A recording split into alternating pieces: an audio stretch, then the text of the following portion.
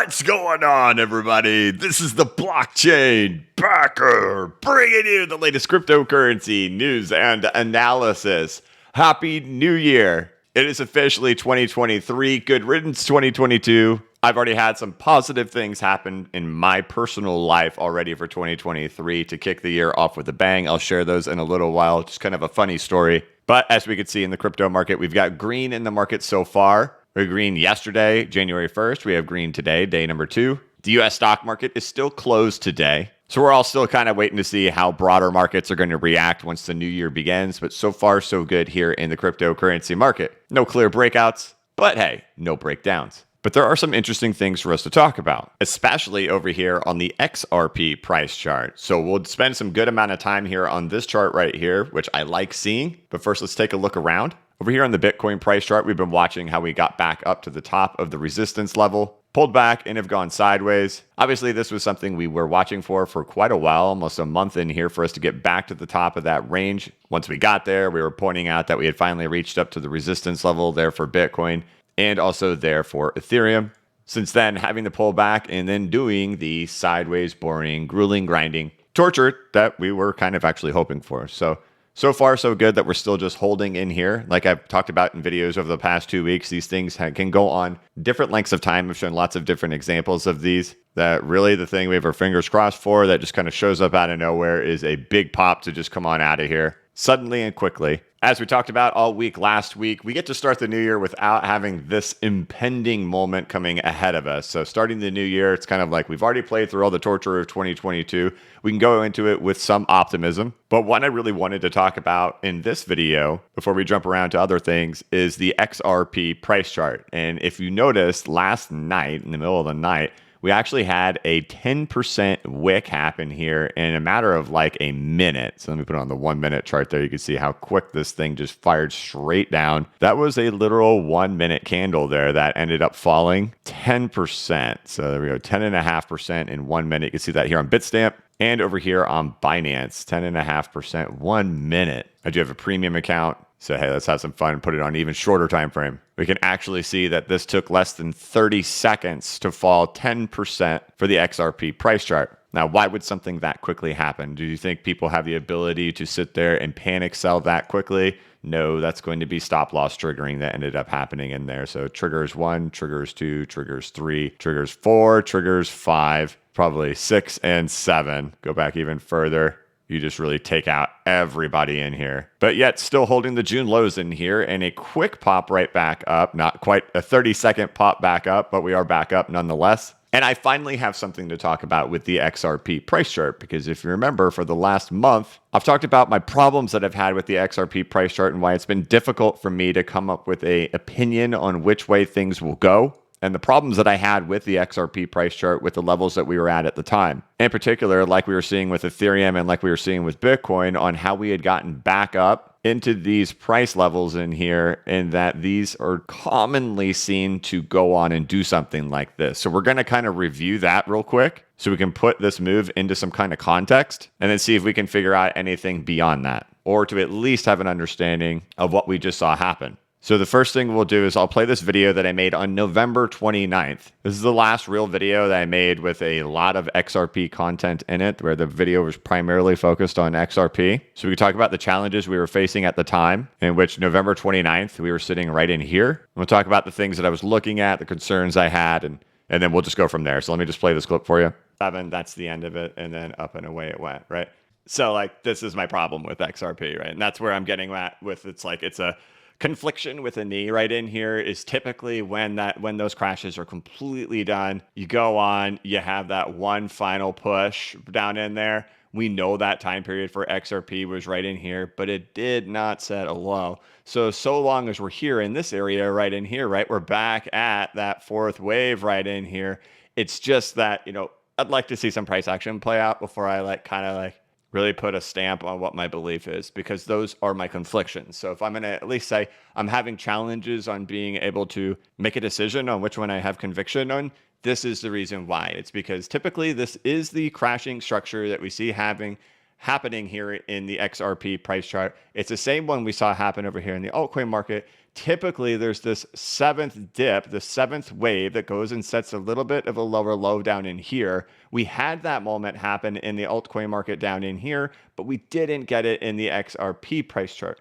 Is XRP just going to skip that phase or not? Because the altcoin market already did it, it's possible, but at the same time, we're still back at this level and have not exceeded it, meaning that it could still happen. So that's why I can't be like, this is how I feel one way or another. So I hope you understand that. And I did a good enough job explaining why I struggle with the moment that we're at currently right now when it comes to the XRP price chart. But okay, yeah. We talked about that. But what was the reasoning for talking about that? And I'd referred back to a video that I made in January of 2021. Hey, it's January of 2023. So we're now 2 years since we've made this video. And again, let's reiterate the things that we were saying in that one and why it was referenced in the video on November 29th for XRP. Now, every time I make a video talking about this 1, 2, 3, 4, 5, 6, 7 stuff, I try to put myself in the shoes of a viewer who has never heard of this before or who thinks that whatever I'm saying is just a load of nonsense. And because that's how I would be feeling. But this is a phenomenon I've talked about for a very long time. Here's a video from almost 2 years ago of signs the bottom is in. And so this was posted on January 5th of 2021. So we're going on 1 year and 10 months ago when I was really kind of doing a video explaining this phenomenon. Let me just play this clip for you really fast. And then after that, it'll come down and break this level. And this is where you see the signature move that happens in this crashing pattern. So we will see a 1, 2, 3, 4, 5 in here. And they usually are very identifiable and we can pinpoint them pretty well. So at this point, we now have, after a parabolic rise, a 1, 2, 3, with 3 coming below 1, a rise back up, and then an easy to identify 5 wave pattern coming down. So this is our 4th wave. And this is our 5th wave. So in the 5th wave, we will always see these really strong 5 waves that take place in here. And then we'll have our 6th wave. And in most circumstances, the 6th wave will come up here to the top of wave 4. I'm going to show you a couple examples of this throughout the market. So right now we're kind of just in the theory building stage of me showing this to you, but then you'll understand here in a second. Then we'll see number 6, and then usually we will have our final excess. And a lot of times this final excess number 6 will be a repeat of this whole thing, but just on a much smaller scale to where we get wave 7. And then that is our bottom, and that is the end of the crash.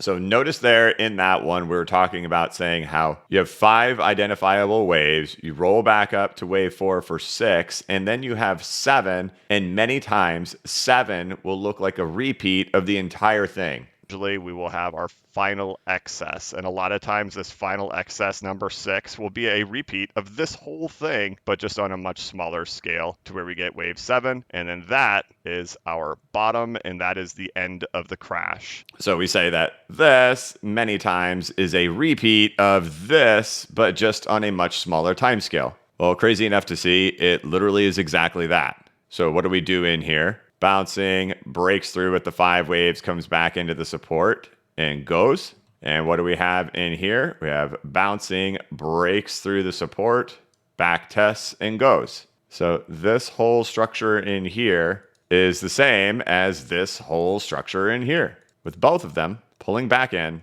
to back test the broken supports before then going. And so we officially have our 1, 2, 3, 4, 5, 4, 5, rolls back up to wave 4, right in here, 4, 6, and then 7 becomes a repeat of exactly what we saw for the whole move. Have our final excess, and a lot of times this final excess number 6 will be a repeat of this whole thing, but just on a much smaller scale to where we get wave 7, and then that is our bottom. And so there you have it. That would be the completion of a crashing structure. Now, I won't take all credit and say, hey, I knew that was going to happen. I am the smartest person in the world. The goal of this channel is not to be a prediction fortune teller, but to show you exactly how things can play out throughout history and common repeats that we actually do see. And the most common thing I see repeated in markets is the crashing structure and how they typically play the same. I even said when we were in here, I'm not going to take credit for whatever happened. So I'm not going to take credit for how this played out. This was a very difficult one to read. But what we can definitely do is go back and try to make sense of what we just saw happen in here by looking at things we've discussed over the course of the last month and a half, and then referencing content that is now in 3 days, that crashing structure video, it will be 2 years old. So like I said, if I was watching this for the first time, I'd be saying this guy's just making this nonsense up as he goes, which is why I do point to this video every time from January 5th of 2021.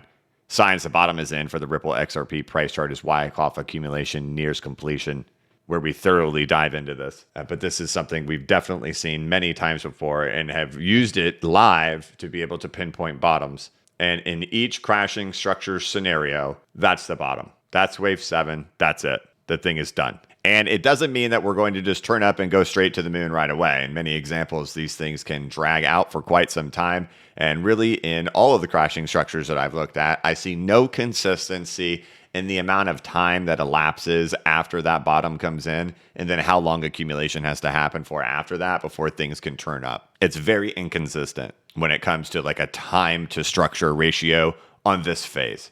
In that example, we were looking at Litecoin. Right in here, we can look at XRP from back in 2020. So for those who remember the 22.5 days and how long it took to wait to get to that moment, this right here, this is like you just got your 22.5 last night, right? That's the kind of similar thing. And then how long can that drag on for before it eventually gets its way back up? These can completely vary on how these all play out in here. But from a crashing structure perspective, what you just got was the end.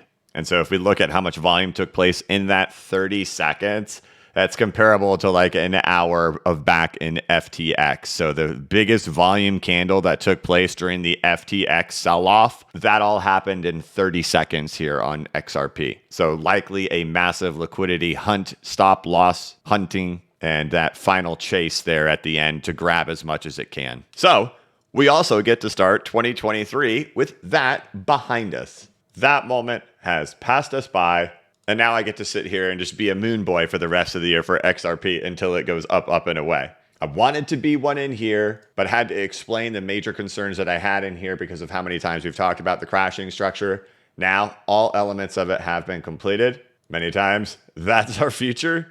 But of all the examples I've shown, that's the end of that.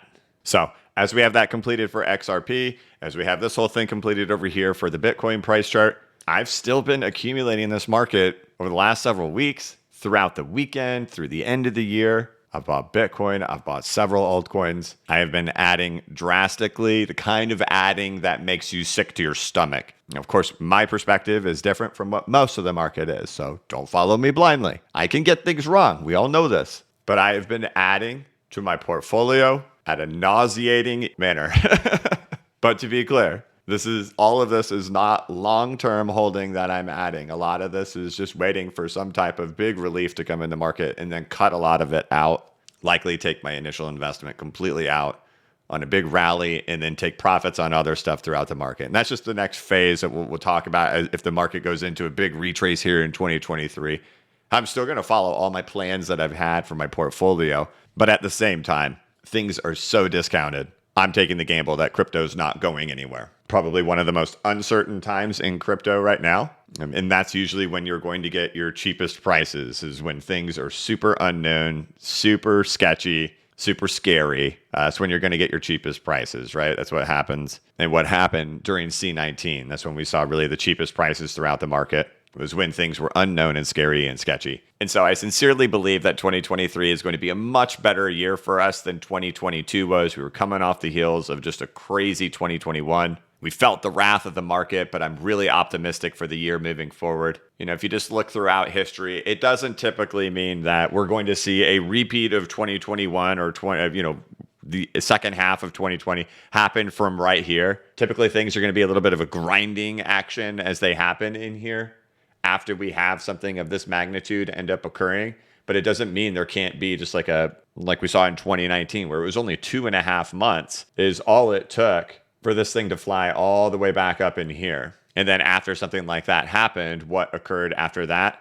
We then spent 1.5 years doing this kind of stuff. So don't go into 2023 expecting that, whoop, we're gone. It's moon time for Bitcoin. But just that we walked into 2022 with kind of a bleak picture going on in here. Typically, years after something like this happens are the marks of recovery, things starting to turn better and turn around a little bit. We have yet to see throughout Bitcoin's history falls go longer than they have currently from a time perspective. We've yet to see them go longer than they already have. We've elapsed the most time that we ever have. And typically, years after that are marked by somewhat of a recovery. And it's one thing to sit there and say, hey, enough time has elapsed. That means now time, the magic of time, says that we have to go up. That wouldn't be good enough for me. But the fact is, this was our 2022 picture. Our 22 picture is complete. Historically, after events like this do occur, we see some type of recovery. And an arguable case is that this actually has already been the longest bear market in history,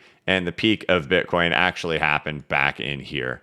And a way to view that and like recognize on-chain behavior, right? So I've been in discussions with TXMC. I was showing him this stuff, and then he was backing it up, corroborating it by using on-chain data as well, in which he had posted here on December 29th, the longest bear. If November 21st ends up being the low, this bear will be shorter than 2013 to 2014 by 4 weeks. However, if we assume there's more to go, then we're in the longest bear market in Bitcoin's life, in which we can even see in on-chain data that the peak actually came back there in February, March, April, and May of 2021, and not there in November of 2021. And looking at active entities for Bitcoin back in December of 2017, the peak comes in at the peak of the market to fall. And then we look here in 2021, the peak of the entities happens up in here in the earlier half of 2021 and then falls and never recovers. Even though we have a higher price, everything points to the Pico top, as TXMC puts it, the Pico top of the market from on-chain activity and behavior based on 2014 and 2018, or 2013 and 2017, the last two major bull runs for Bitcoin. Those tops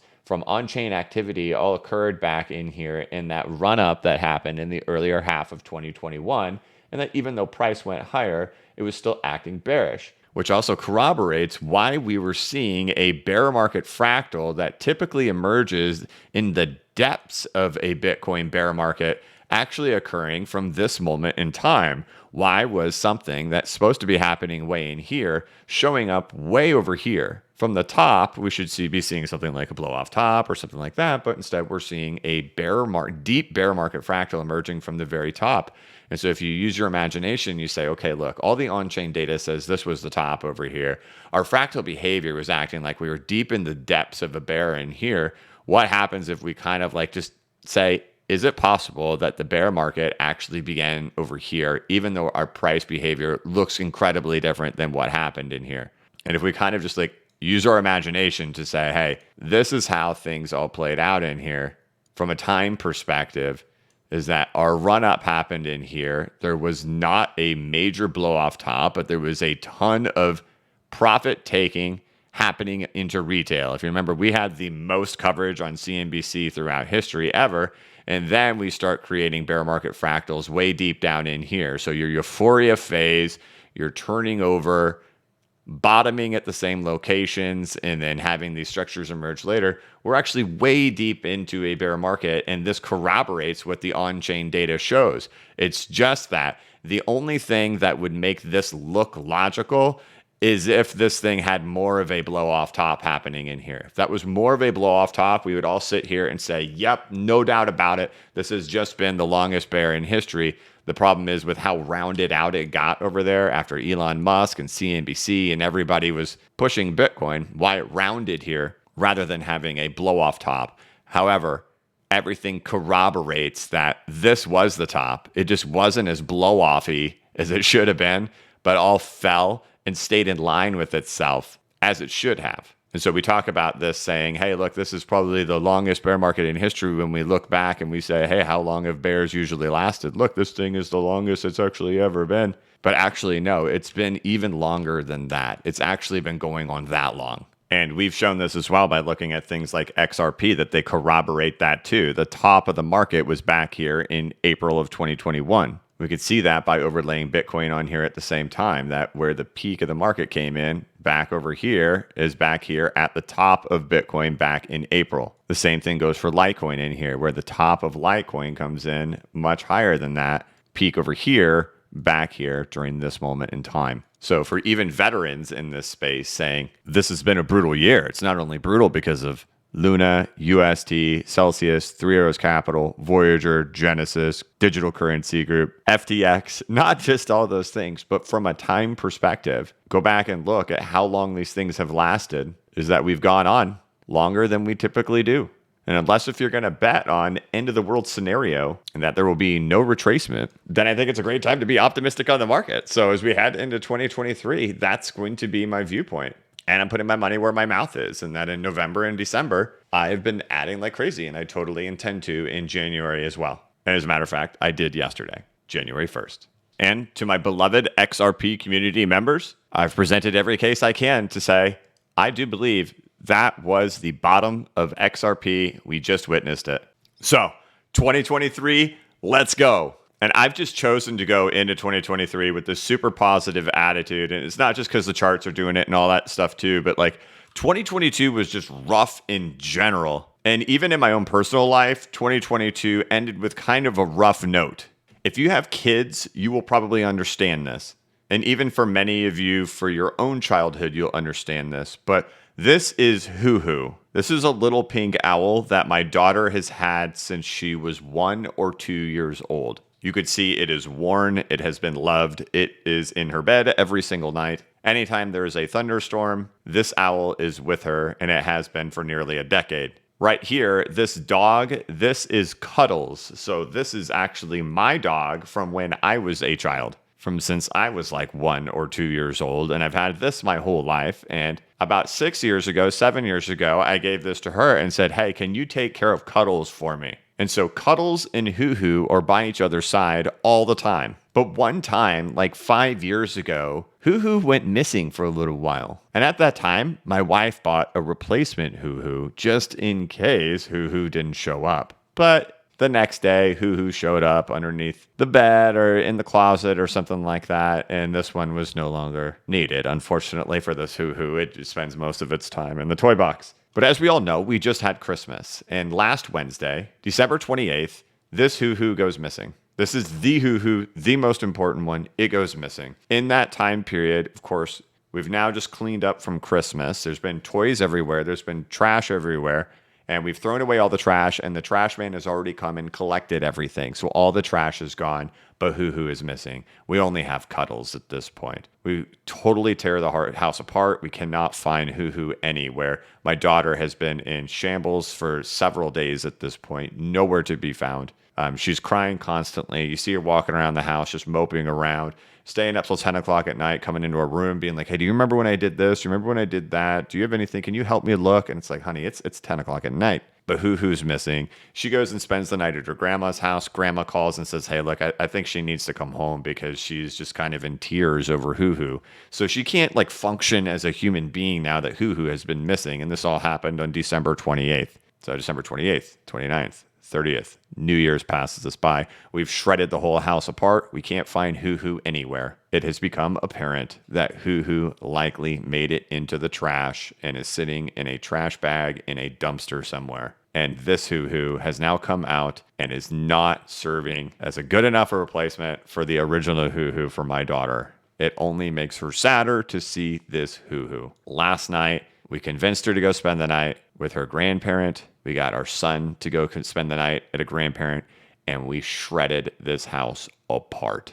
Every toy box, every shelf, every drawer of every room, everywhere in the house, underneath every dresser, underneath every TV stand, in every cabinet of the kitchen, both high and low, nowhere to be found. But yesterday, January 1st, 2023, after shredding my daughter's room apart, there. We got her. We found her. Is Hoo-Hoo. And Hoo-Hoo has been reunited with Cuddles and the other Hoo-Hoo. And all is well in the world to start 2023. And I'm telling you, that picture looked bleak on where that little owl could be. But we didn't give up. We kept pushing forward. We kept looking in the most obscure places that she could possibly be at. It was just one of those stories of not giving up, even though the picture looked really bad.